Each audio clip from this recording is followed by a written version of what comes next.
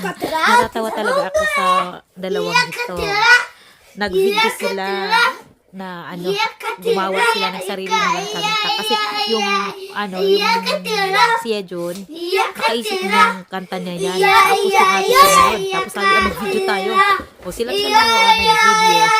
Tinanong ko, anong ibig sabihin ng kinakanta niya? Sabi niya, ginawa lang namin yun. Sabi ko, anong ibig sabihin?